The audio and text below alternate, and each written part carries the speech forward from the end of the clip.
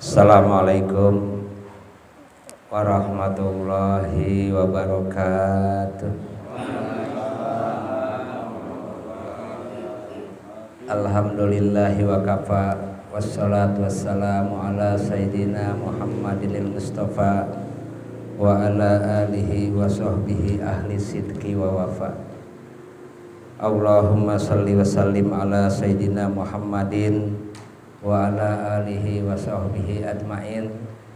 Subhanaka la ilma lana illa ma 'allamtana innaka antal alimul hakim. Amma ba'du.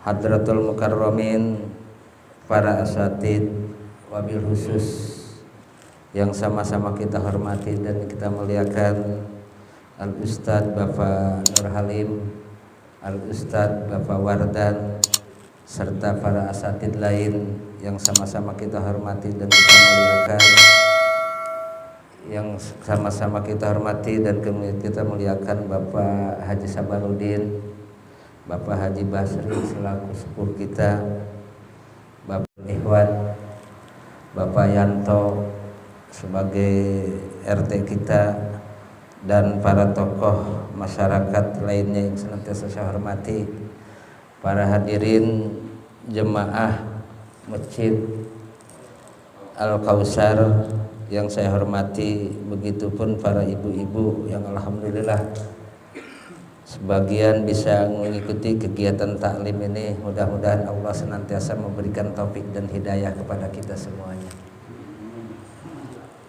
Hadirin yang saya hormati, insya Allah kajian pada pagi ini hari, yaitu kita mulai mengkaji kitab ilmu tasawuf, yaitu dengan kitab yang sangat ringkas, itu yang bernama kitab Al-Minahus Saniyah. Al-Minahus Saniyah, karangan yaitu Sayyid Abdul Wahab Asy-Sya'rani.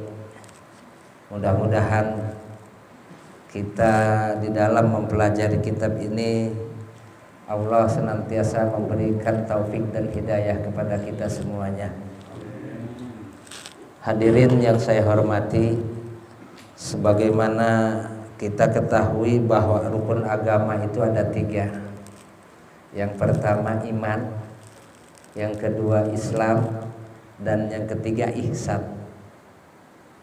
Ya. Iman kajiannya adalah ilmu tauhid. Islam adalah kajiannya ilmu fikih dan ilmu yang lainnya.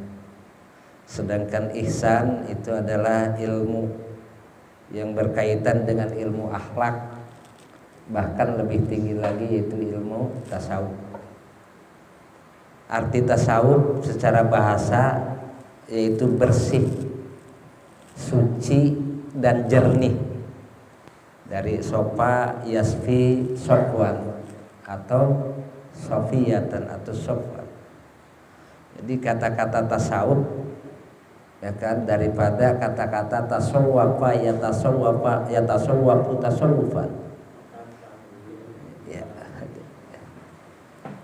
Jadi semuanya mengacu kepada pembersihan jiwa, pembersihan diri. Jadi ketika kita mempelajari ilmu tasawuf, yaitu objeknya adalah jiwa kita atau hati kita, ya kan, supaya hati kita itu benar-benar jernih, bersih. Ketika hati seseorang itu menjadi bersih dan jernih, maka orang itu menjadi hamba Allah yang sangat dekat dengan Allah Subhanahu wa taala. Sebab Allah akan menjauh terhadap orang yang hatinya kotor. Jadi ridho dan rahmat Allah itu akan jauh manakala hati kita kotor. Maka dengan tasawuf inilah akan mensucikan dan membersihkan hati dan jiwa kita. Penyebab hati kotor banyak. Di antaranya adalah dosa. Dosa sekecil apapun yang dilakukan oleh seseorang, itu penyebab itu hati kotor.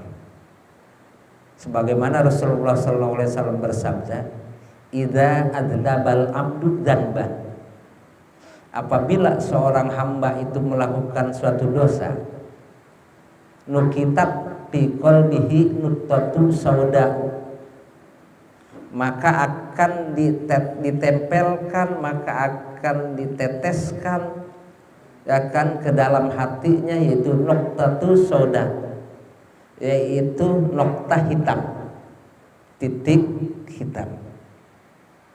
Ya kan? Ketika orang itu melakukan dosa, maka titik hitam yang akan menempel di hati seseorang. Semakin banyak dosa, maka semakin banyak nokta hitam yang akan nempel pada diri seseorang. Ketika hati sudah tertutup oleh nokta-nokta hitam, oleh titik-titik hitam, maka orang itu semakin jauh terhadap Allah Subhanahu wa taala. Semakin apa? Semakin jauh. Nah, oleh karena itu, mari kita dengan mempelajari ilmu tasawuf, ya kan, ada 3 hal, ada 3 tahapan yang harus dilakukan oleh seseorang. Yang pertama adalah takhalli.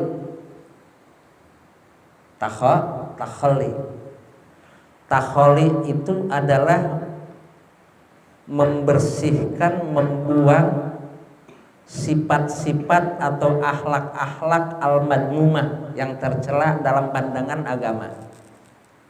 Semua sifat-sifat yang tercela, sifat-sifat yang tidak baik dalam pandangan agama, maka tahap pertama inilah di dalam bertasawuf itu yang harus dibuang.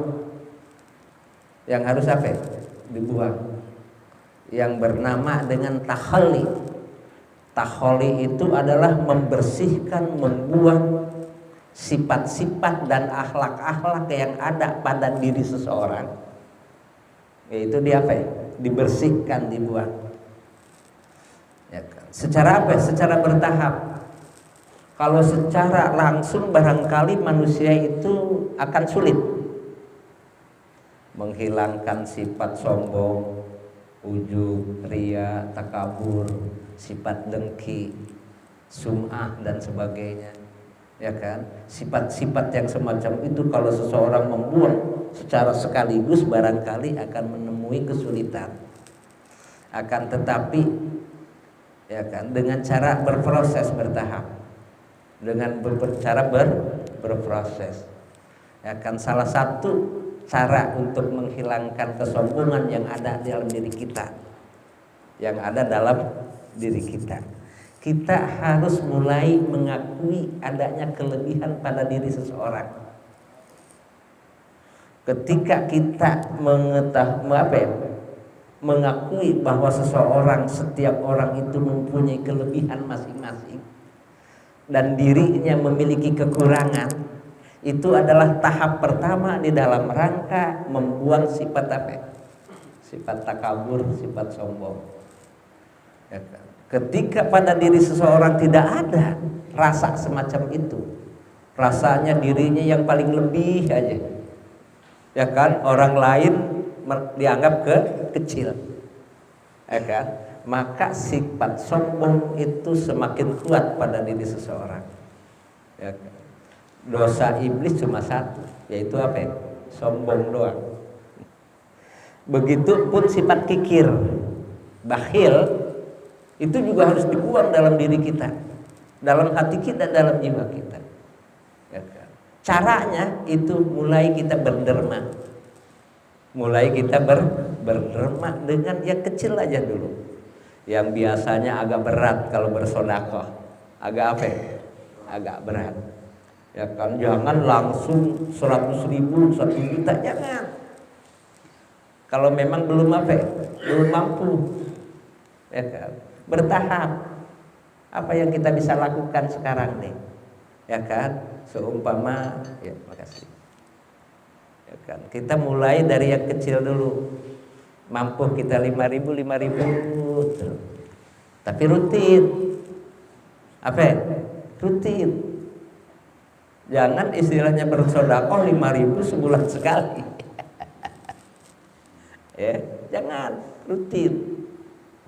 Mulai seminggu sekali, seminggu 4 kali, berapa ya? 2 kali seminggu, 3 kali gitu.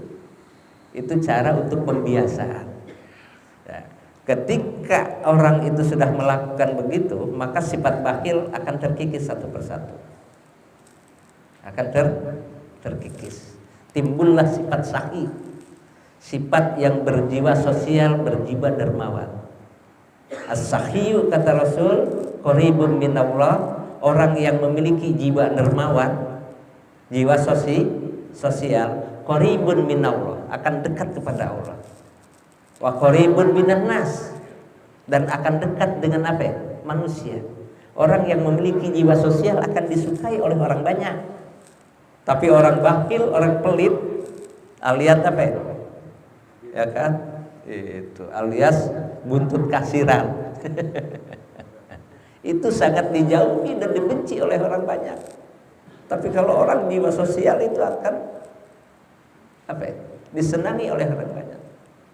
Akan jadi as-sakhiyu, orang yang berjiwa sosial, qaribun minallah, dekat kepada Allah, wa qaribun minan nas, dekat dengan manusia, wa qaribun minal jannah, dekat dengan surga dia.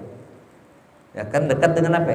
Surga. Wa ba'idun minan nar, dan akan jauh dari api neraka. Mudah-mudahan Allah memberikan sifat apa? Sahih pada kita semua. Ya kan. Kalau sifat-sifat yang madmumah dalam pandangan Islam itu sudah hilang, maka tahap kedua yaitu tahalli. Tahalli itu menghias diri. Ya kan, hati kita dihias dengan sifat-sifat yang terpuji, dengan akhlakul karimah. Ya kan, sifat tawadu. Sifat apa ya? Tawadu, rendah diri. Ya kan? Kemudian apa ya? Jiwa sosial. Ya kan? Itu mulai apa ya? Sabar, qanaah, juhud dan sebagainya. Itu adalah penghias apa? Penghias diri kita atau hati kita. Kalau ini sudah dilakukan, maka akan meningkat kepada tahap ketiga, yaitu tajalli. Kalau sudah orang meningkat kepada tahap yang ketiga, tajalli, maka akan terang benderang siapa dirinya dan siapa Allah. Ya kan? Apa yang harus dia lakukan? Ya kan, itu yang harus disadari. Dan apa hak Allah? Apa yang hak Allah? Paham nih kita dalam mempelajari ilmu tasawuf? Ayo kita lanjutin. Bismillahirrahmanirrahim. Awalul wasiyati. Syekh Abdul Wahab Asy-Sya'rani itu berwasiat. Awalul wasiyati, wasiat yang pertama yang beliau sampaikan, kata beliau, alaika ya ayyuhal akhu, wajib bagi engkau. Waalaikumsalam, silakan Haji. Alhamdulillah. Ayyuhal akhu, wahai saudaraku. Ya, Haji. Bil istiqomati fit taubati. Waalaikumsalam warahmatullahi wabarakatuh. Silakan duduk. Wajib bagi kalian itu istiqomah fit taubati, di dalam bertaubat. Di dalam apa ya? Bertaubat. Taubat itu adalah makom yang paling dasar. Paling apa ya? Paling dasar di dalam bertasawuf. Seseorang tidak akan mampu mencapai kepada tingkat-tingkat berikutnya, kepada makom-makom berikutnya, kalau tingkat atau makom yang dasar ini kagak dilakukan. Kagak dilakukan. Tidak akan mencapai kepada tingkat yang lebih tinggi. Oleh karena itu di dalam bertasawuf ya kan, oleh seorang hamba yang mesti dilakukan. Tahap pertama adalah taubat. Tahap pertama apa ya? Taubat. Ya kan? Nah, taubat itu adalah salah satu penghancur dosa. Penghancur apa ya? Penghancur dosa. Jadi penghancur dosa itu ada 5 macam. Ada berapa ya? Ada 5 macam. Ya kan? Dosa itu adalah kelalaian seorang hamba berkaitan dengan hak Allah. Kelalaian seorang hamba berkaitan dengan hak Allah itu adalah dosa. Sementara kelalaian manusia yang berkaitan dengan hak manusia itu disebut dengan kesalahan. Disebut dengan kesalahan. Makanya kalau kita lebaran nih, kalau kita lebaran kita berkunjung, saling bermaaf-maafan. Saling bermaaf-maafan. Jangan ngomong begini, maafin saya ya atas segala dosa-dosa saya terhadap Anda. Jangan. Kalau dosa itu kaitannya dengan siapa? Allah Subhanahu wa taala. Kalau dengan sesama manusia itu disebut dengan kesalahan. Maafin saya ya, selama ini banyak kesalahan-kesalahan saya yang dilakukan sama Anda. Harusnya begitu. Makanya di dalam persidangan kehakiman, dalam menyidang, ya kan, seseorang itu telah melanggar pasal sekian, kesalahannya anu. Benar kagak? Ada nggak hakim ataupun jaksa yang mengatakan bahwa si A ini melanggar pasal sekian, dosanya ini. Ada nggak? Nggak ada. Makanya awas jangan salah apa ini?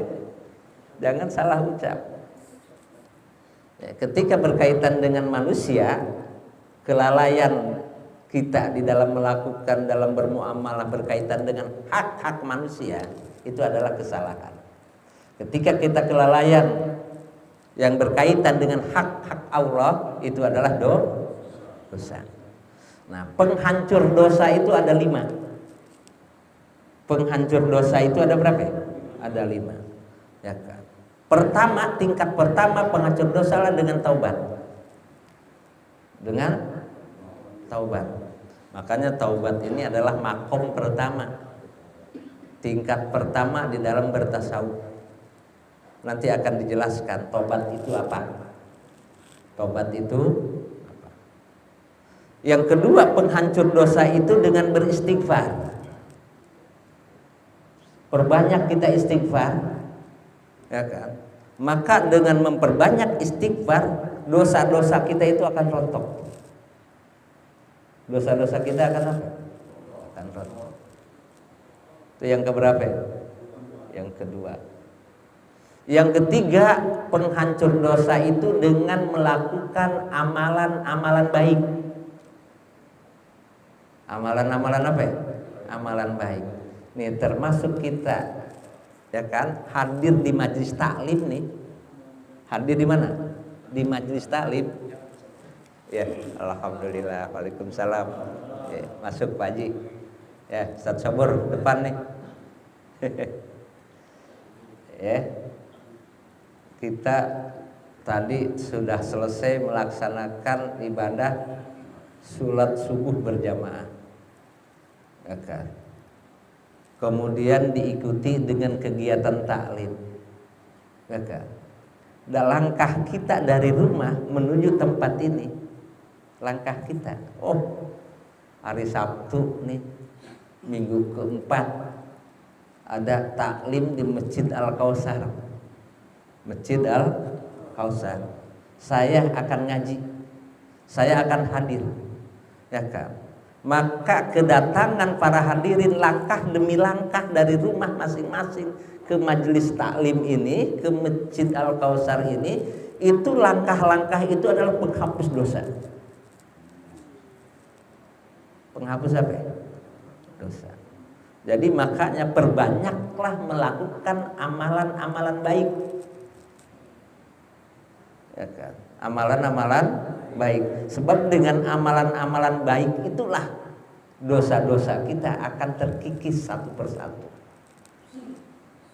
Ya kan? Bahkan ya kan, majlis taklim ini disebut dengan majlis zikir. Majlis apa? Majlis zikir. Ya kan? Kalau kita tahu nih, ya kan, di dalam suatu hadis Rasul berkata, ya kan, itu wahaffat humul malaikat, orang-orang yang berada di majlis zikir termasuk majlis ilmu itu akan dikelilingi oleh para malaikat. Nah, kita nggak tahu aja ini malaikat ini berkeliling di apa? Di sekitar kita. Itu keistimewaan orang apa? Orang menuntut ilmu, majlis zikir. Ya.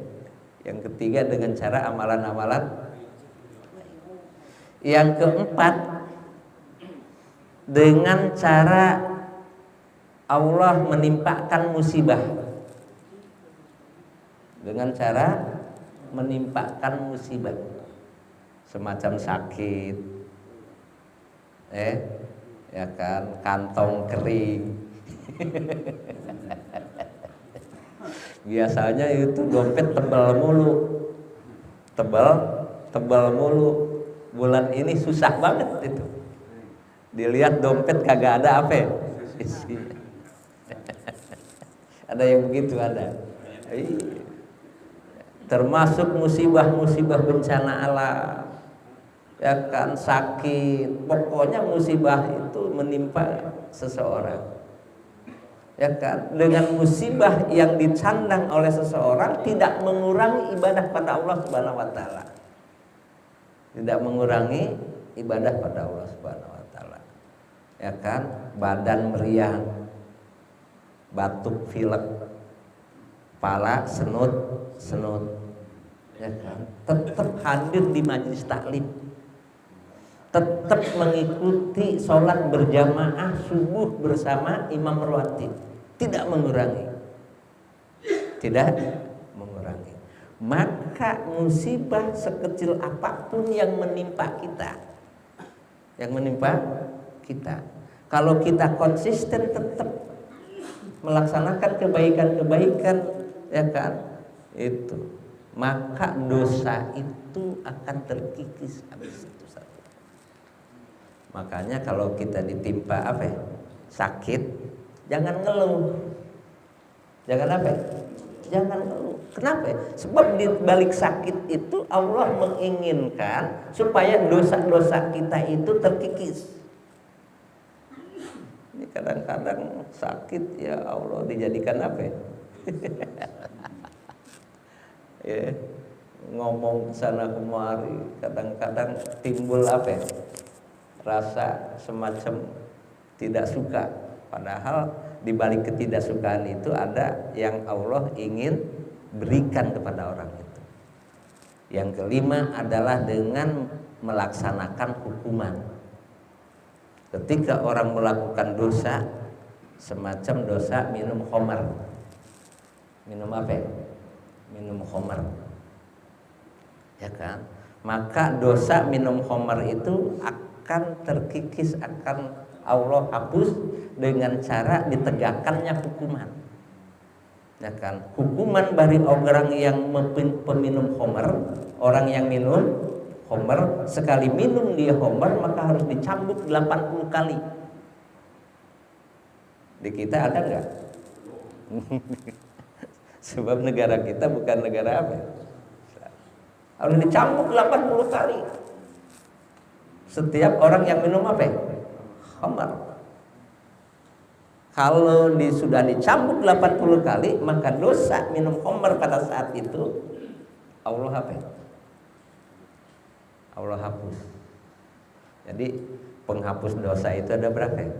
Ada 5. Ranking pertama yaitu tobat. Maka di dalam ilmu tasawuf, ya kan, tobat inilah sebagai makom pertama. Dan kita akan bahas pada pagi ini hari. Jelas nih. Ya, saya kalau nggak ngomong ke sono dulu nanti nggak apa ya, kurang paham nanti. Nggak nyambung. At-taubatu fil lugati, taubat menurut bahasa, ar-ruju'u, kembali. Setiap kembali secara bahasa itu taubat. Ya kan? Kita nih habis ngaji nih. Habis ngaji pagi ini nih. Ya kan, kembali pulang ke rumah. Itu taubat tuh kalau secara bahasa. Kan secara bahasa. Ya kan? Kemudian wa fi syar'i, menurut definisi hukum, ar-ruju'u amma kana madmuman fi syar'i, yaitu kembali dari sesuatu yang tercela fi syar'i menurut agama, menurut Allah dan Rasulnya. Ya kan? Sesuatu yang tercela, dari sesuatu yang tercela itu kita tinggalkan, kita kembali kepada awal. Nah, itu namanya apa? Taubat. Ya kan? Ila ma huwa mahmudun fi syar'i. Kembali kepada sesuatu yang terpuji, yang terpuji fi syar'i dalam agama. Jadi pengertian taubat itu begitu. Kembali dari sesuatu yang tidak terpuji dalam pandangan agama kepada sesuatu yang terpuji dalam pandangan agama. Ya kan? Jadi kembali dari sesuatu yang tidak terpuji atau meninggalkan sesuatu yang tidak terpuji dalam pandangan agama kepada sesuatu yang terpuji dalam pandangan agama. Itu namanya apa? Taubat. Semua maksiat itu adalah tidak terpuji. Tidak apa? Tidak terpuji dalam pandangan agama. Ketika kita meninggalkan itu maksiat, kembali kepada hal-hal yang baik dalam pandangan agama, maka orang itu sudah dianggap bertaubat. Walaha bidayatun wa nihayatun. Taubat itu memiliki permulaan. Jadi ada awal, wa nihayatun, ada akhir. Ada awal, ada penghujung. Ada permulaan, ada penghujung. Ya kan? Itu di dalam bertaubat. Di dalam bertaubat gitu. Fabidayatuha, maka permulaan di dalam bertaubat itu yang mesti dilakukan oleh seorang hamba pertama kali di dalam bertaubat, yaitu at-taubatu minal kabairi, mentaubati seluruh dosa-dosa besar. Yang pertama harus ditaubati. Tahapannya itu dulu. Seperti apa dosa besar? Yaitu seperti minum khamar, seperti berzina, ya kan? Seperti makan riba. Makan apa? Makan riba, ya kan? Durhaka sama kedua orang tua. Durhaka sama kedua orang tua itu termasuk ke dalam kategori dosa-dosa apa? Dosa besar. Ya kan? Mulai kita mentaubati dosa-dosa itu. Barangkali perbuatan-perbuatan itu, ya kan, dulu kita pernah lakukan. Dulu pernah kita lakukan. Ya kan? Maka yuk, setelah kita menyadari, kita taubati itu. Kita taubati. Taubat itu bagaimana? Nanti akan dijelaskan. Itu yang pertama. Ya kan? Awal mula kita mentaubati adalah dari segala dosa besar. Kemudian summas shaghairi. Kemudian dosa-dosa kecil. Dosa-dosa apa? Kecil. Ya kita lagi jalan, ya kan, melihat perempuan apa, cakep, ya kan, harusnya pas begitu melihat langsung nunduk, ya kan, ini melotot.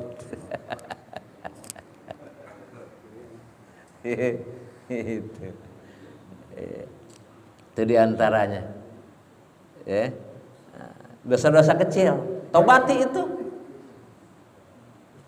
Jangan kita anggap apa?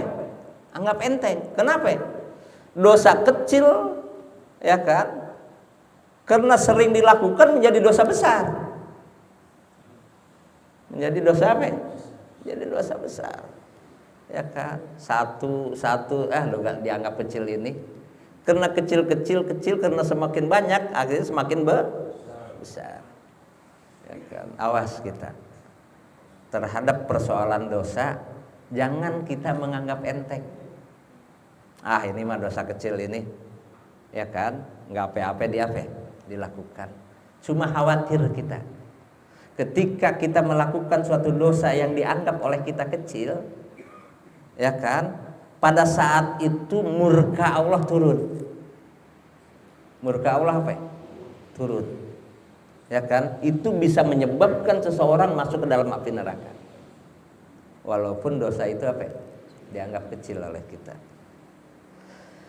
Summal makruhati, kemudian segala sesuatu yang tidak disenangi, yang dimakruhkan dalam pandangan agama, yang yang tidak disukai, ya kan, maaf, ya kan, termasuk merokok, itu hal-hal yang makruh, hal yang apa?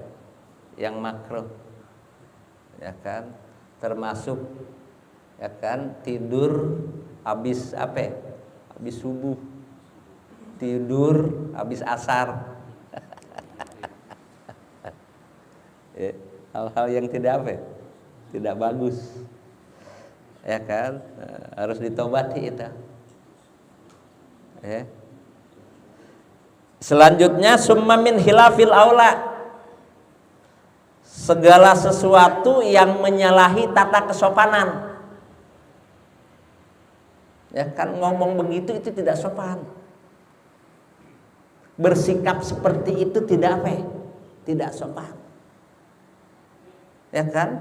Semua perkara yang dianggap dalam pandangan agama maupun dalam pandangan manusia pada umumnya, baik ucapan maupun perbuatan itu tidak sopan, kemudian dia lakukan itu ketidaksopanan itu, ini pun harus ditobati. Harus diapa? Harus ditobati. Kita pikir bahwa tobat itu hanya dosa apa? Dosa besar.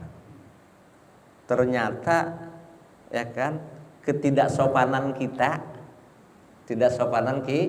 kita itu pun mesti diapa? Ditobati. Summa min ru'yatihi al-hasanati. Ini yang apa nih? Yang hampir tahap apa? Tahap akhir nih. Yang harus ditobati. Apa itu? Min ru'yatihi al-hasanati, yaitu merasa atau menganggap dirinya lebih baik daripada yang lain.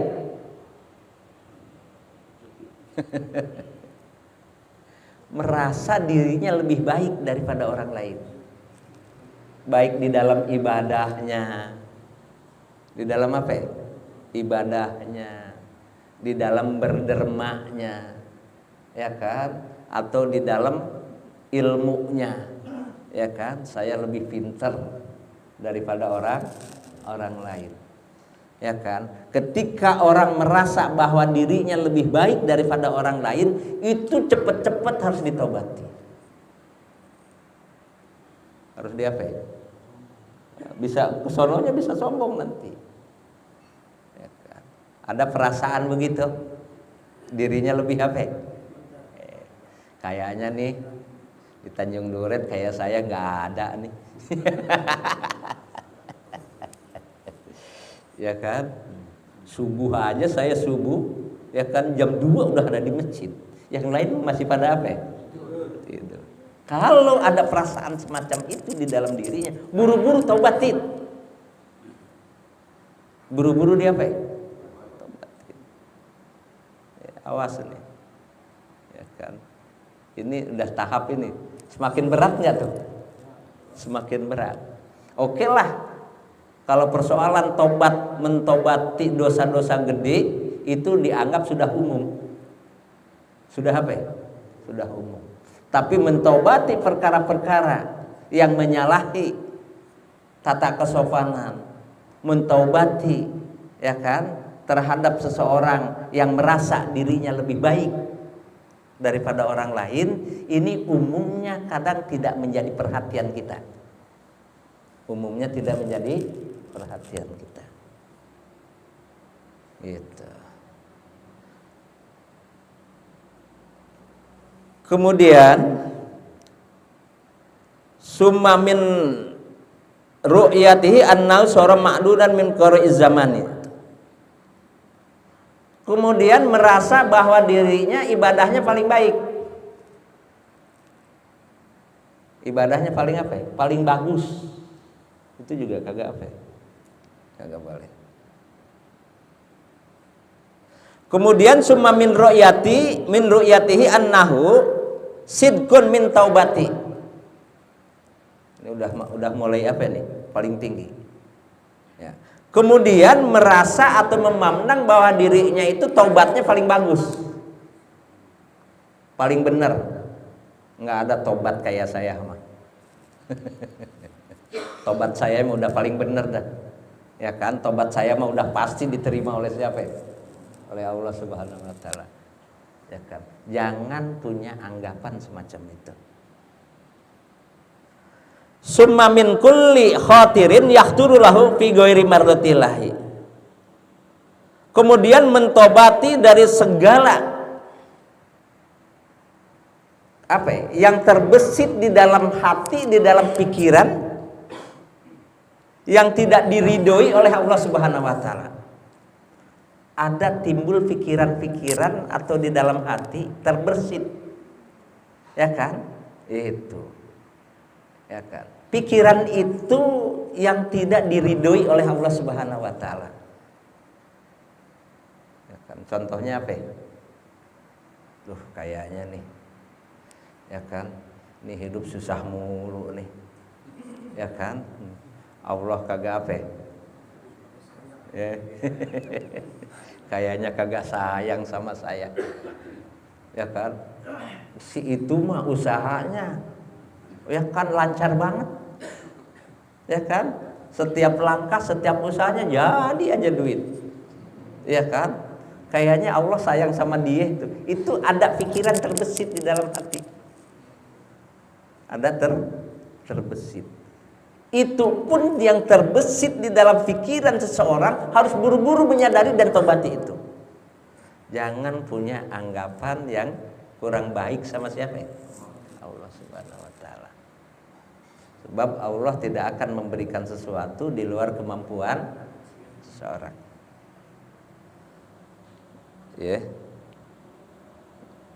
Jelas nih. Bisa kita pahami. Mudah-mudahan kita bisa melakukan. Mudah-mudahan kita bisa melakukan. Wa amma nihayatuha, dan ada pun, ya kan, itu akhir ujung daripada tobat itu, ujung daripada tobat, kullama ghafala an syuhudi rabbih ta'ala tarfata ainin, yaitu mentaubati, ya kan, ketika seseorang itu lalai tidak merasakan kehadiran Allah Subhanahu wa taala di dalam dirinya, di dalam hatinya. Jadi melupakan Allah. Melupakan siapa ya? Allah. Tarfata ainin, walaupun hanya sekejap mata. Kita mah lebih banyak apanya? Lebih banyak lupanya kepada Allah. Ya. Lebih banyak tidak mengingatnya kepada siapa ya? Pada Allah. Ini adalah tobat yang paling tinggi. Tobat yang paling tinggi. Ketika seseorang pada satu saat dia tidak ingat kepada Allah, tidak merasakan kehadiran Allah, makanya di dalam ihsan itu definisinya anta'budallaha, engkau beribadah kepada Allah, ya kan, ka'annaka tarahu, seakan-akan engkau melihatnya, ya kan, fa illam takun taro, ya kan, walaupun kau tidak melihatnya kepada siapa? Pada Allah. Fa innahu yaraka, sesungguhnya Allah Maha melihat kepada engkau, mengawasi engkau. Itu adalah tingkat paling tinggi. Jadi ketika seseorang itu, ya kan, merasakan ketidakhadiran Allah, atau di dalam hatinya itu tidak ingat kepada siapa? Pada Allah, ya kan, walaupun hanya sekejap mata, buru-buru mentaubati itu. Kita gitu kagak? Gitu kagak? Itu adalah tobat paling tinggi. Kelas paling apa itu? Kelas paling tinggi, ya kan? Kenapa ya? Karena umumnya manusia lebih banyak tidak ingat kepada siapa? Pada Allah Subhanahu wa taala. Kita sibuk dengan pekerjaan kita. Kita sibuk dengan kegiatan kita. Kita sibuk dengan persoalan-persoalan hidup kita. Sehingga kita banyak melupakan siapa? Allah Subhanahu wa taala. Walaupun sekejap mata, ya kan, suruh kita bertobat, apalagi yang banyak melupakan Allah Subhanahu wa taala. Ya, kita sudah dikasih oleh Allah media. Dalam satu hari itu cuma 5 waktu. Media sarana dalam rangka mengingat siapa? Mengingat Allah. Yaitu dengan sholat 5 waktu. Supaya kita ingat kepada siapa? Pada Allah. Kenapa? Sebab kita di luar sholat banyak tidak mengingat Allah. Sibuk dengan berbagai macam aktivitas kita. Yang jadi masalah, ketika sholat nggak ingat juga pada Allah. Pas begitu takbir Allahu Akbar, benar. Ingat kepada siapa? Pada Allah. Ya, mulai membaca bacaan, ya kan, menerawang itu semua. Ya kan. Ya, sebelum sholat itu kunci ditaruh mana? Nyari kagak ketemu. Nyari kunci sebelum sholat kagak ketemu. Ya kan. Pas begitu sholat, oh iya ingat di sono. Ada yang begitu, ya kan? Orang tua dulu begitu toh. Kalau dia nyari, ini udah jadi kebiasaan orang kampung dulu, nggak tahu orang Jakarta. Ya kan, nenek-nenek dulu begitu. Kalau ada suatu benda dicari kagak ketemu dia, ya kan? Ngomongnya apa? Nanti sholat dulu. Nanti sholat dulu. Supaya apa? Supaya ingat. Coba sampai gitunya. Ya kan? Jangan sampai seperti itu. Ya kan? Jangan sampai seperti itu. Kita di dalam sholat bagaimana kita konsen, kita khusyuk. Apapun persoalan kita sebelum sholat, ya kan? Jangan diingat. Jangan diingat. Makanya Sayyidina Ali ketika tertusuk oleh panah, mau dicabut oleh sahabat lainnya, kata Sayyidina Ali jangan, ya kan, itu akan terasa sakit nanti ketika saya sholat, ya kan, itu boleh Anda cabut itu apa? Itu panah. Ya, maka ketika Sayyidina Ali apa? Sedang sholat, maka panah yang menusuk ke tubuh Sayyidina Ali dicabut, aman aja. Itu saking khusyuknya siapa? Ali bin Abi Thalib, luar biasa. Kalau kita begitu enggak? Allah Akbar. Jadi tingkat yang paling tinggi bertaubat, tingkat yang awalnya apa? Tinggi yang harus kita taubati ketika kita, ya kan, tidak merasakan kehadiran Allah di dalam diri kita. Ketika kita melupakan Allah, tidak ingat kepada Allah, buru-buru taubatin itu. Makanya nanti di dalam kitab ini bagaimana keistimewaan zikir. Bagaimana keistimewaan zikir. Ya kan? Kalau Pak Haji Uci dengan Pak Haji Muhyiddin sudah apa ya? Sudah belajar. Sudah nyampe ke bab tentang zikir. Ya kan? Itu luar biasa. Istimewanya berzikir. Maka oleh karena itu mari kita sama-sama pertama untuk mempelajari ilmu tasawuf ini di dalam rangka memperbaiki hati kita, membersihkan jiwa kita.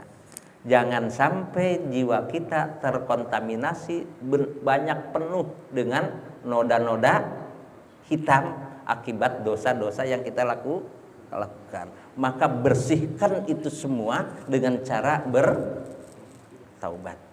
Sebesar apapun itu dosa kita, sekalipun sebanyak buih lautan, kalau dengan tobat, ya kan, insya Allah semua akan hangus, akan habis. Mudah-mudahan kita bisa melakukan seperti itu. Ya kan, masa bodoh dulu zaman jahiliyah, ya kan? Masa bodoh. Sebesar apapun dulu dosa kita, sebanyak apapun dulu dosa kita, ya kan? Masa bodoh, ya kan? Kita tobati itu semua, ya kan? Tobat itu memenuhi 3 unsur. 1, menghentikan perbuatan itu. Itu tobat tuh. Menghentikan perbuatan itu. Yang kedua, menyesali terhadap perbuatan yang telah dilakukan. Itu syarat keberapa ya? Kedua. Yang ketiga, meningkatkan amalan-amalan baik. Memperbanyak perbuatan-perbuatan baik. Maka dosa sebanyak apapun, walaupun segede gunung dosa, maka akan hancur semua. Kalau tobat kita memenuhi 3 syarat. Menghentikan perbuatan dosa yang telah kita lakukan. Yang kedua, menyesal luar biasa. Menyesal luar biasa. Yang ketiga, tingkatkan amal-amal baik kita. Yang dulu jarang sholat berjamaah, sekarang rajin. Yang dulu jarang ngaji, sekarang rajin. Yang dulu jarang bersedekah, sekarang rajin. Yang dulu jarang bersilaturahmi dengan tetangga, sekarang rajin. Insya Allah dosa yang apa? Yang besar itu habis. Mudah-mudahan kita Allah bersihkan dosa-dosa kita dengan taubat kita. Demikianlah, ya kan, materi tentang ilmu tasawuf yang saya bisa sampaikan pada pagi ini hari. Mudah-mudahan Allah memberikan taufik dan hidayah kepada kita semuanya, sehingga setelah kita memahami tentang ilmu tasawuf, ya kan, jiwa kita, hati kita menjadi bersih. Amin. Sehingga amal ibadah kita diterima oleh Allah Subhanahu wa taala. Hadanallahu ikum ajmain. Assalamualaikum warahmatullahi wabarakatuh. Ya, ada yang mau nanya silahkan. Ya. Assalamualaikum warahmatullahi wabarakatuh. Waalaikumsalam warahmatullahi wabarakatuh. Pak Ustadz, saya mau bertanya, kalau kita sakit itu kan akan menghapuskan dosa-dosa kita. Salah satu penghapus dosa. Iya, penghapus dosa adalah sakit.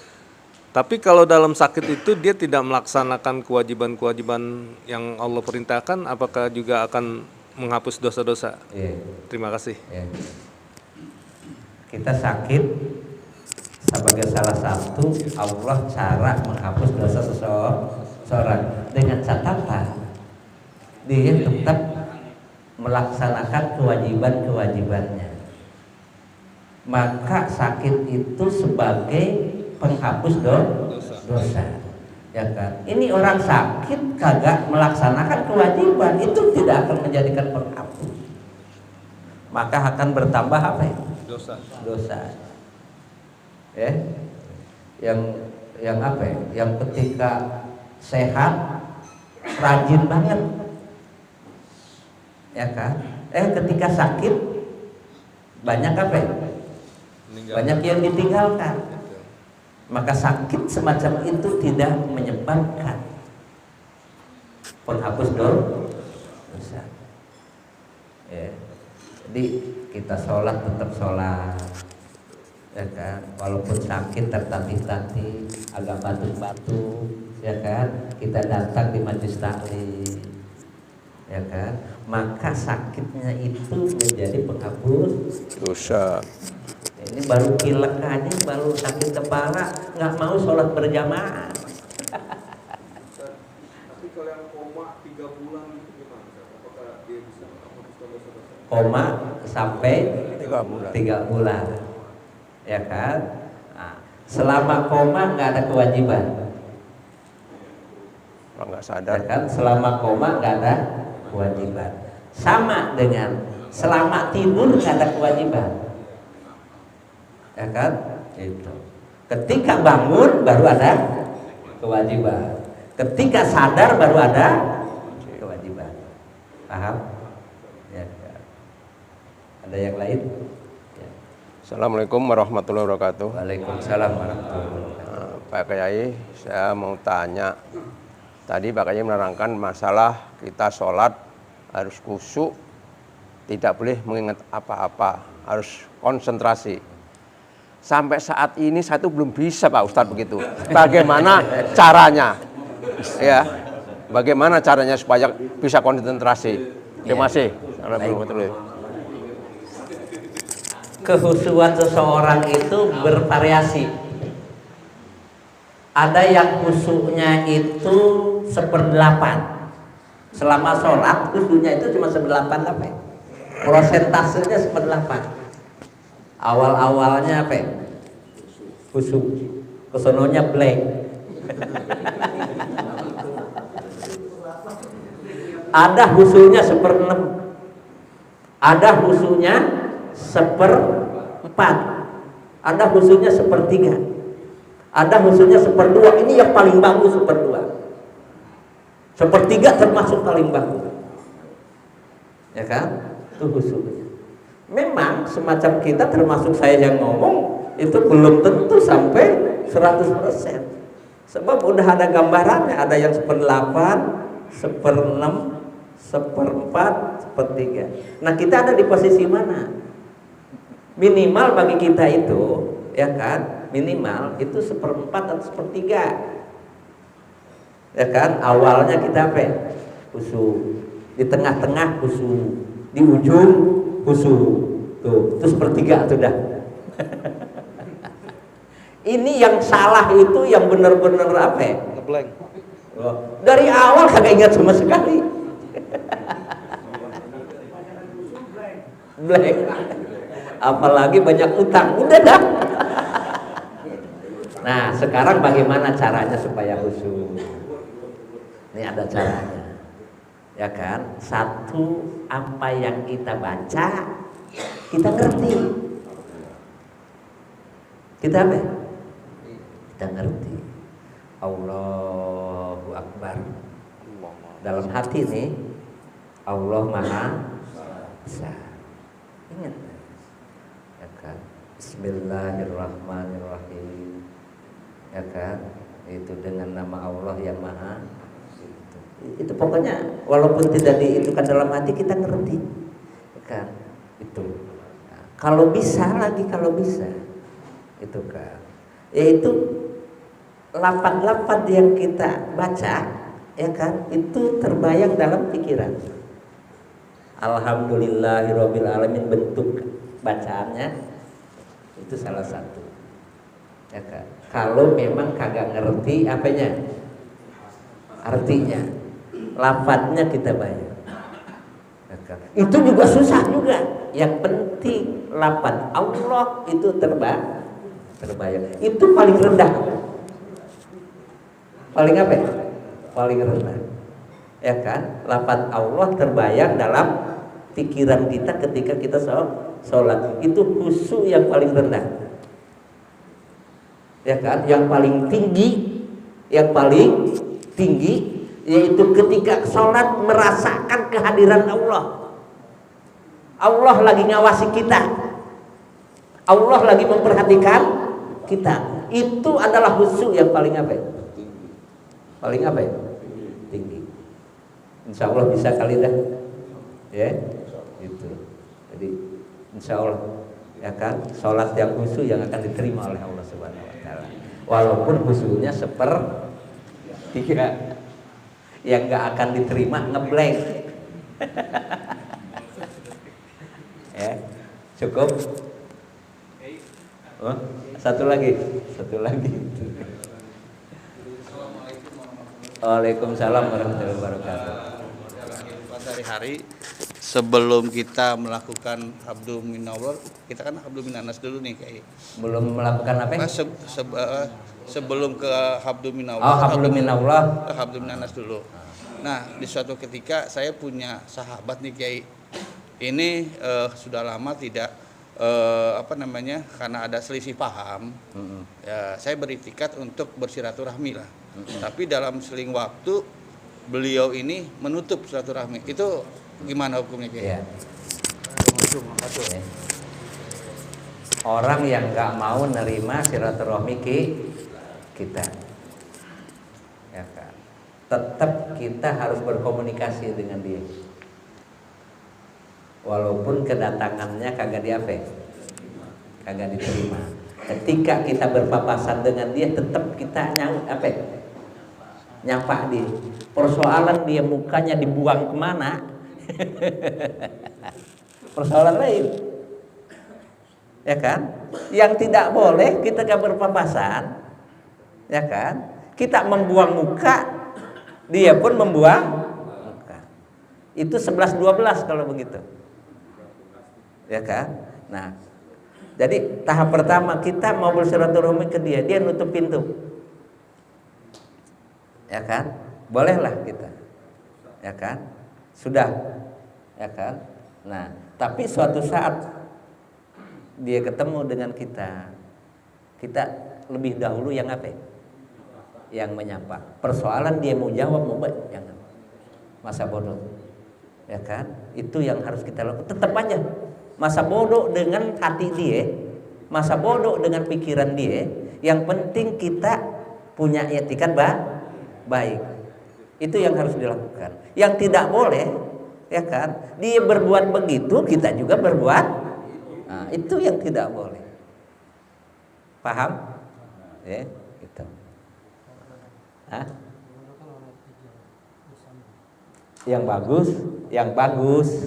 Ada orang ketiga yang memfasilitasi, ya kan? Itu yang lebih lebih bagus. Barangkali kita nggak nyambung dengan dia, siapa yang orang kira-kira yang disegani oleh orang tersebut? Orang tersebutlah yang yang memfasilitasi, ya kan? Itu. Seandainya sudah begitu juga kagak ya kan? Tetap kita mah harus bebaskan diri kita dari itu. Orang yang hatinya bebas, insya Allah awet muda. Insya Allah awet muda. Nggak terbebani dia.